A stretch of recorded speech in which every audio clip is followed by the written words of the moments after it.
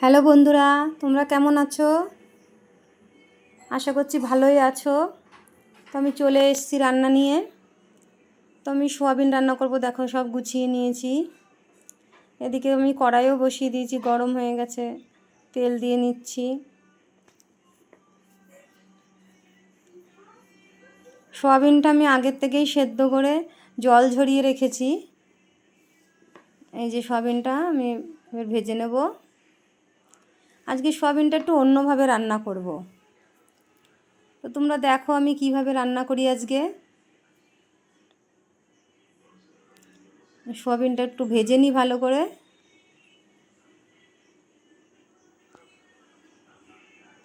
এদিকে দেখো পাশে আমি একটু তেলাকচুর শাক আলু দিয়ে চচ্চড়ি করছি। পাশের উনুনে ওটাও বসিয়ে দিয়েছি। এদিকে এটা হতে হতে ওদিকে ওটাও হয়ে যাবে তরকারিটা। আমার সোয়াবিনটা ভাজা হয়ে গেছে, আমি এবার নামিয়ে নেব।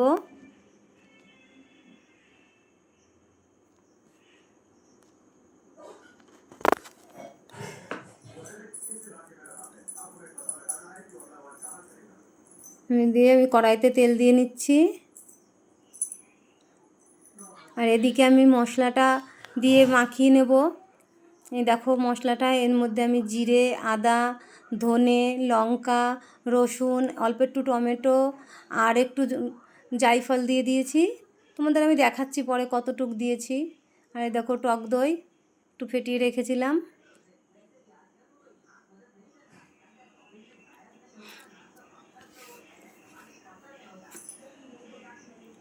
এদিকে তেলটা আমার গরম হয়ে আসছে।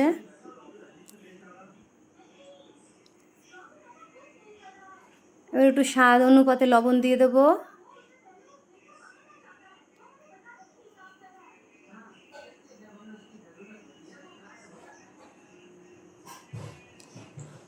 পরিমাণ মতন হলুদ দেব।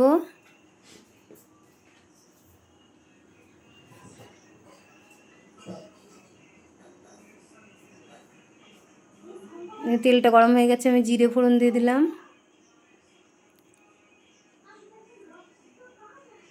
তেজপাতা দুটো ফোড়ন দেবো। এবারে আলু কটা দিয়ে ভাজা করব।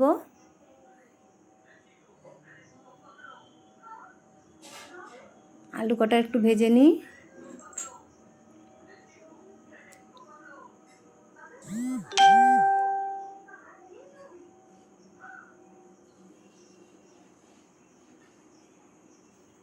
আলু কটা একটু ভেজে নিয়ে তারপরে আমি এদিকে একটু সোয়াবিনটার মধ্যে একটু কাঁচা তেলও দিয়ে দিলাম।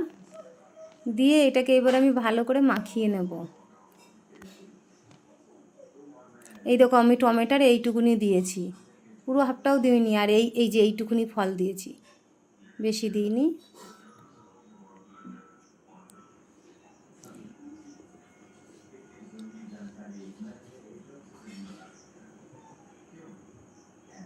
জায়ফলটা আমি খুবই সামান্য দিয়েছি, তোমাদেরকে তো দেখালাম ওইটুকুনিই দিয়েছি, ওর বেশি একটুও দিইনি। আমি যতটা দিয়েছি তোমাদের দেখানোর জন্য আমি অতটুকুনি ওখানে রেখেছিলাম। বাকি মশলা তো তরকারি অনুপাতে দিতে হয় মাপ মতন। এত গরম আমি হাত দিয়ে মাখাতে পারলাম না, তার জন্য আমি হাতাটা দিয়েই ভালো করে মাখিয়ে নিচ্ছি।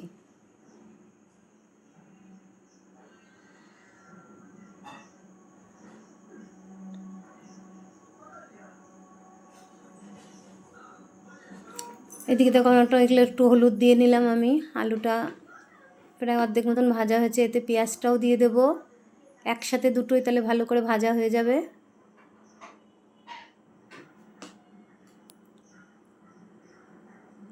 দেখো এটা একটু ভালো করে ভেজে নিচ্ছি, পেঁয়াজ আর আলু একসাথে।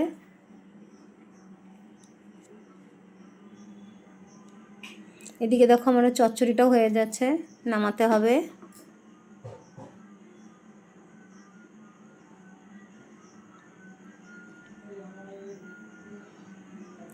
সোয়াবিনটা দিয়ে দেবো।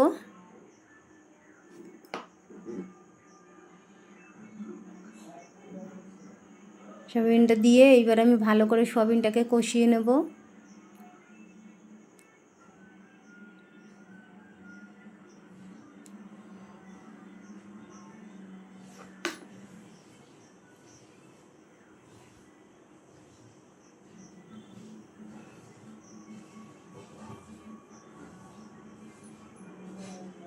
এবার একটু জল দিয়ে গামলাটা একটু মশলা লেগে আছে, ওটাকে একটু ধুয়ে আমি দিয়ে দেবো এর মধ্যেই, দিয়ে একটু ভালো করে কষিয়ে নেব।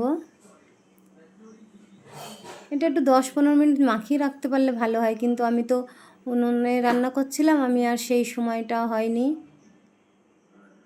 রাখা দেখো কষানোটাও আমার হয়ে গেল সুন্দর করে। আমি বেশি জল দেবো না, অল্প করে জল দেবো, কারণ এতে বেশি ঝোল করব না। এটা গা মাখা তরকারিটাই ভালো লাগে। এটা হচ্ছে পরোটা দিয়ে রুটি দিয়ে বেশি ভালো লাগে খেতে।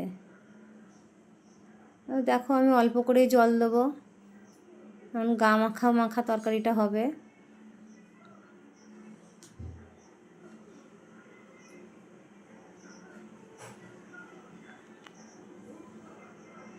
এদিকে রান্না করতে করতে হঠাৎ করে ননদ দেখো তরকারিটা ফুটে গেছে, আমার হয়েও গেছে তরকারিটা।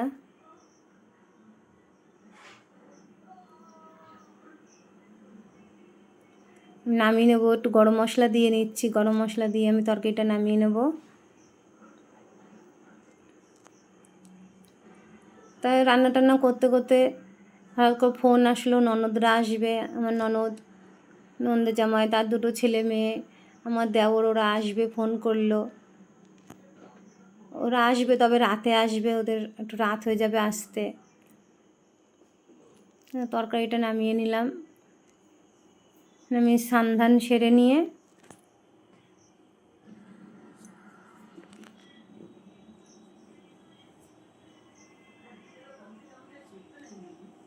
দেখেছো তরকারিটা এরকম হয়েছে। স্নান সেরে কত সেরে খেতে দিতে বসে গেছি।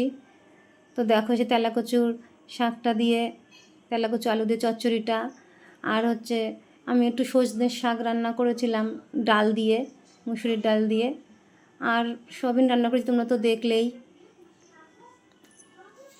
আমি তো ননদরা আসবে, আমি তার আগে একটু রান্নাবান্না সেরে নেবো। ওই দেখো রাত হয়ে গেছে, ওরা চলেও এসছে। ওরা যখন ঢুকলো তখন রাত 10টা বাজে, অনেকটাই রাত হয়ে গেছে। আমি ওরা ঢোকার আগেই রান্না টান্নাগুলো সেরে গুছিয়ে নিয়েছিলাম, যে ওদের আসতে রাত হয়ে যাবে, ওরা আসলে একটু কথা টথাও বলতে হবে। তখন ওই সামনে তো আর তখন রান্না নিয়ে হুটোপাটা করা যাবে না, তাই আগের থেকে আমি রান্না টান্নাগুলো সেরে নিয়েছি।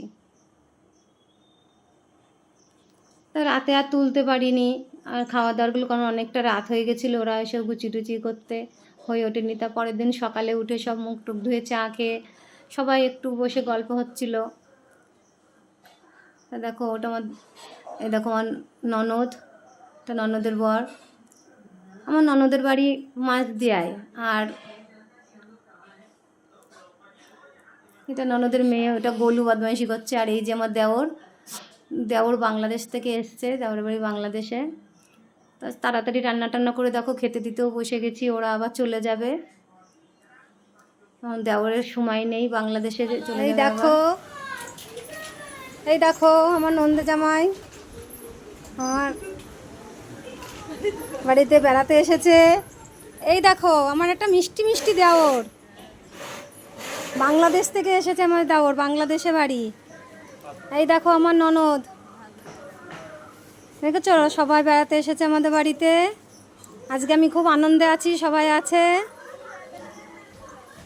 এই দেখো আমাদের গোলু কি করছে, ওর শয়তানিও করে যাচ্ছে, ও যা রোজ করে।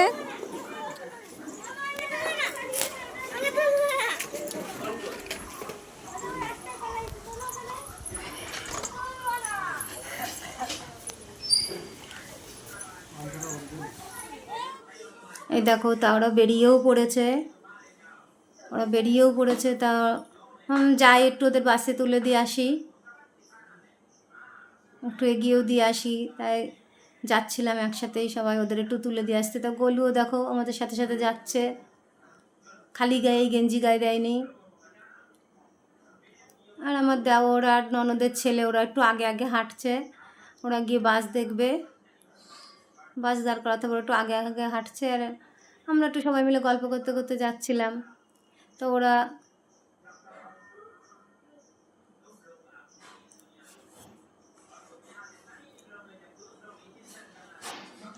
দেখো ওরা রাস্তায় চলে গেছে, রাস্তায় গিয়ে দেখো বাস ঢুকছে দেখতে পেয়ে তাড়াতাড়ি ডাক দিচ্ছে। এই দেখো সবাই একটু তাড়াতাড়ি হাঁটতে আরম্ভ করলো। তা তোমাদের যদি ভালো লাগে আমার ভিডিওটা তাহলে লাইক কমেন্ট শেয়ার সাবস্ক্রাইব করে দিও। তাড়াতাড়ি চলে দেখো বাসটাও ঢুকে গেছে। ভালোই হলো, ওদের রাস্তায় আর একটুও দাঁড়াতে হলো না, রাস্তায় আস্তে আস্তে সাথে সাথেই বাস পেয়ে গেছে। সবাই বাসে উঠে গেল।